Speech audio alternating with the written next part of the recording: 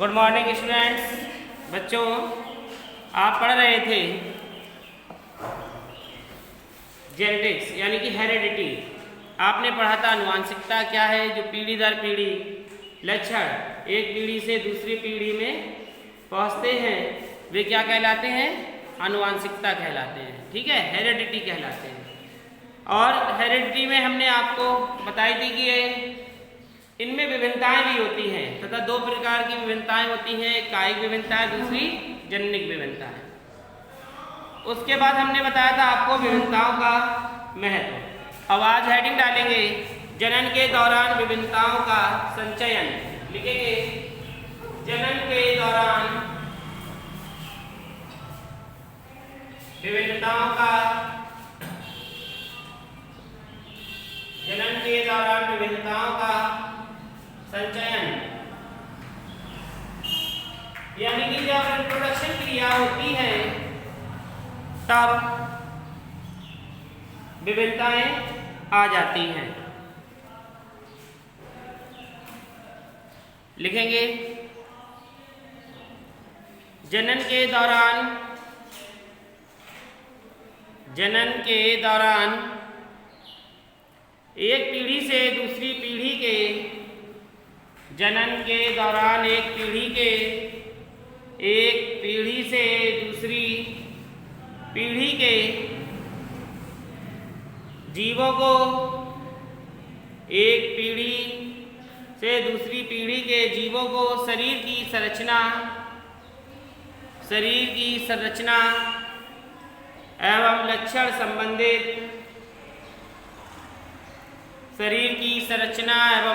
संबंधित संघटक प्राप्त होते हैं।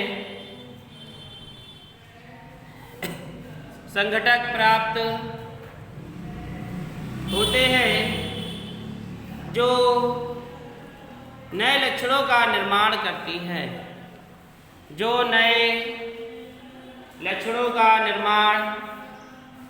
करती हैं, तो इतनी डेफिनेशन पहले लिखा दी, उसको समझेंगे कि देखिए इन्होंने क्या कहा कि जनन के दौरान जब एक पीढ़ी से दूसरी पीढ़ी में क्या होती है, शरीर की संरचना में संघटक प्राप्त होते हैं तथा जो नए लक्षणों का निर्माण करती है। यानी कि जब जनन हुआ उसके दौरान जब नई संतान का निर्माण हो रहा था तो उसमें क्या हुए, निम्न लक्षण आ गए। यानी कि दो थे जनक और दोनों जनकों के लक्षण होने के कारण उनमें क्या हो गई, विभिन्नताएं हो गई। कुछ लक्षण उसमें पिता के, कुछ लक्षण उसमें माँ के, तो उसमें क्या होंगे, विभिन्नताएं उत्पन्न हो जाएंगी। ठीक है, जैसे लिखेंगे, उदाहरण लिखेंगे, एक जीवाणु विभाजित होकर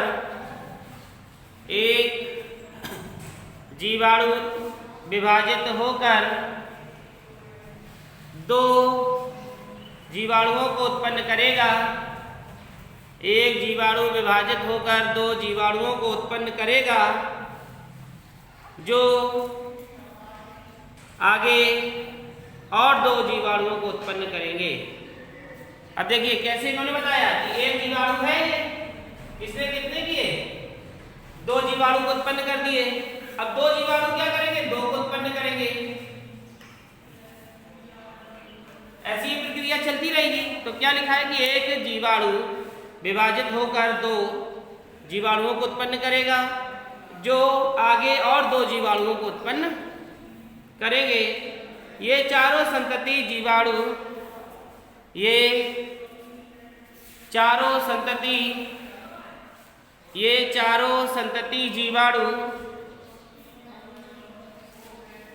संरचनात्मक रूप से समान होते हुए भी, संतति जीवाणु संरचनात्मक रूप से समान होते हुए भी आनुवांशिक स्तर पर डीएनए के प्रतिलिपिकरण में उत्पन्न त्रुटि के कारण कुछ सीमा तक भिन्न होंगे।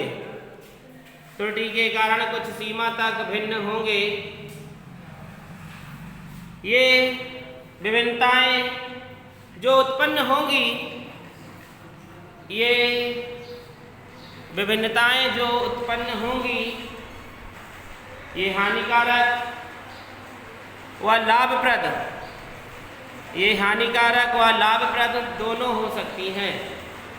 ये हानिकारक व लाभप्रद दोनों हो सकती हैं। समझ में आ गया? ये जनन के दौरान विभिन्नता, तो ये हानिकारक भी हो सकती हैं और लाभप्रद भी हो सकती हैं। तो ये हो गया आपका। अगली हेडिंग लिखेंगे विभिन्नताओं बटे लक्षणों की वंशागति। विभिन्नताओं ऑब्लिक लक्षणों की वंशागति। लक्षणों की वंशागति लिखा। विभिन्नताओं ऑब्लिक लक्षणों की वंशागति। चाहे ऐसे भी कह सकते हैं कि विभिन्नताओं की वंशागति, या फिर ऐसे भी कह सकते हैं कि लक्षणों की वंशागति। तो लिखेंगे जीवों के वे लक्षण, जीवों के वे लक्षण, जीवों के वे लक्षण जो एक पीढ़ी से दूसरी पीढ़ी में, जीवों के वे लक्षण जो एक पीढ़ी से दूसरी पीढ़ी में, जो एक पीढ़ी से दूसरी पीढ़ी में स्थानांतरित होते हैं, दूसरी पीढ़ी में स्थानांतरित होते हैं, वे वंशानुगत लक्षण कहलाते हैं। वे वंशानुगत लक्षण कहलाते हैं। वे वंशानुगत लक्षण कहलाते हैं। जनन के दौरान जीवों की, जनन के दौरान जीवों की जनन कोशिका में उत्पन्न, जीवों की जनन कोशिका में उत्पन्न विभिन्नताएं वंशानुगत हो सकती हैं। उत्पन्न विभिन्नताएं वंशानुगत हो सकती हैं। ये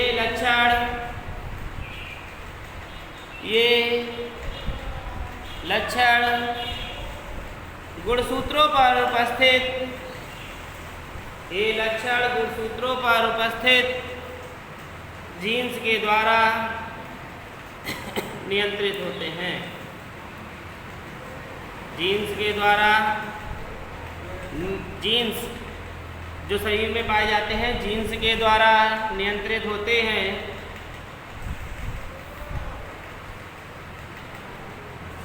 जैसे बालों एवं आँखों की पुतली का रंग, जैसे बालों एवं आँखों की पुतली का रंग, कौमा नाक का आकार, कौमा नाक का आकार, कौमा चेहरे का आकार आदि। कौमा नाक का आकार, कौमा चेहरे का आकार आदि। तो देखिए कभी कभी वंशागति आ जाती है, विभिन्नताएं। तो कभी बिल्कुल नाक का आकार जैसे माँ की नाक है वैसे बच्चे की नाक आ जाती है। जैसे पिता की आंखें भूरी कंजी वैसे ही बच्चे की हो जाती है। तो ये क्या हो गया? उसकी वंशागति की लक्षण आ गए। लेकिन विभिन्नता, पिता की आँख काली, बच्चे की आँख भूरी, तो ये क्या हो गई? विभिन्नता हो गई। ठीक है, समझ में आ गया ये? अब लिखेंगे जीवों में विभिन्नताएं, हेडिंग डालेंगे जीवों में विभिन्नताएं।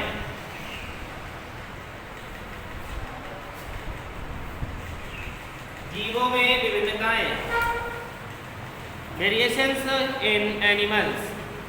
जीवों में विभिन्नताएं लिखेंगे प्रत्येक जाति के जीवों में, प्रत्येक जाति के जीवों में अनेक विभिन्नताएं देखने को मिलती हैं। प्रत्येक जाति के जीवों में अनेक विभिन्नताएं देखने को मिलती हैं। ये विभिन्नताएं जीवों को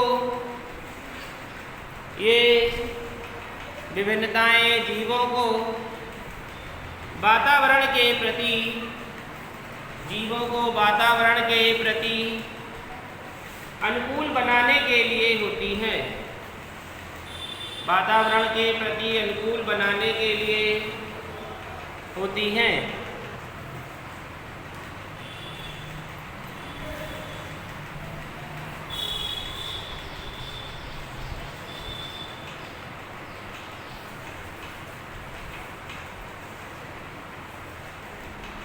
ये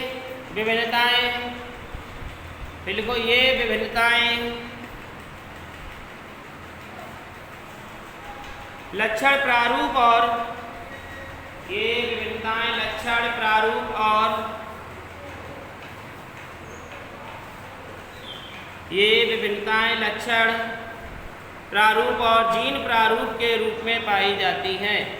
लक्षण प्रारूप और जीन प्रारूप के रूप में पाई जाती हैं।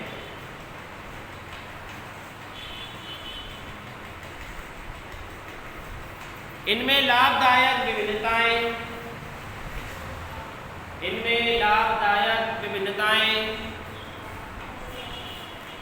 एक पीढ़ी से दूसरी पीढ़ी में पहुंचकर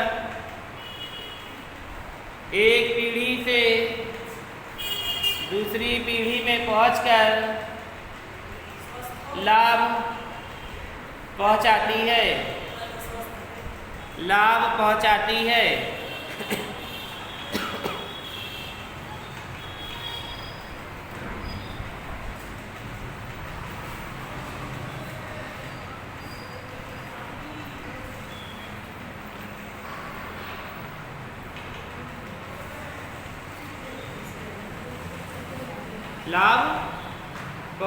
है।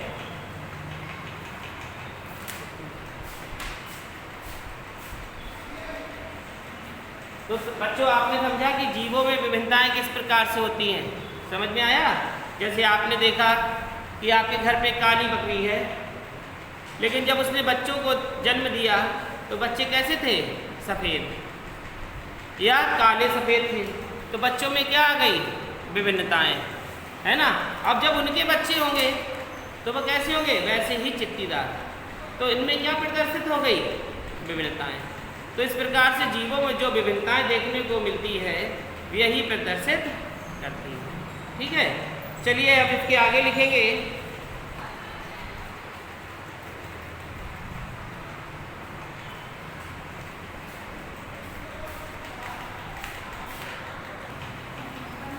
तो आपने ये विभिन्नताएं सीखी, इसके बाद अगली हेडिंग डालेंगे वंशागत लक्षण।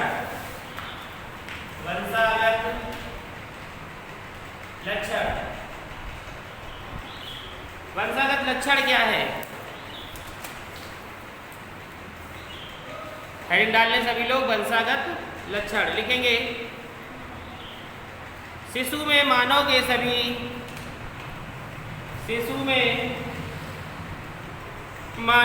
सभी आधारभूत लक्षण होते हैं। एक शिशु जन्म लेता है तो उसके पिता के लक्षण उसके अंदर होते हैं कि नहीं होते हैं?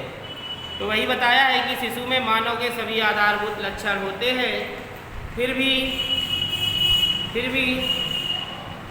वह अपने जनकों का मतलब क्या है? माता पिता, जो उनके जनक हैं। फिर भी वह अपने जनकों से भिन्न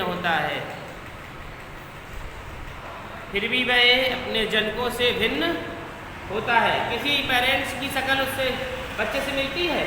आपने बहुत से पेरेंट्स देखे होंगे, बहुत कम, है ना। हूबहू नहीं मिलती है, कुछ ना कुछ क्या होता है? अंतर होता है थोड़ा बहुत। अगर नाक एक सी होगी तो ओठ का आकार अलग होगा, आँखों का आकार अलग होगा, है ना। तो ये क्या है? यही तो अंतर है, लक्षण प्रारूप है। फिर लिखें उदाहरण हेडिंग डालेंगे, मानव जाति में कुछ लोगों में सिर के पार्श्व में, मानव जाति में कुछ लोगों में सिर के पार्श्व में पूर्ण रूप से जुड़ा हुआ होता है। पूर्ण रूप से मानव जाति में कर्णपाली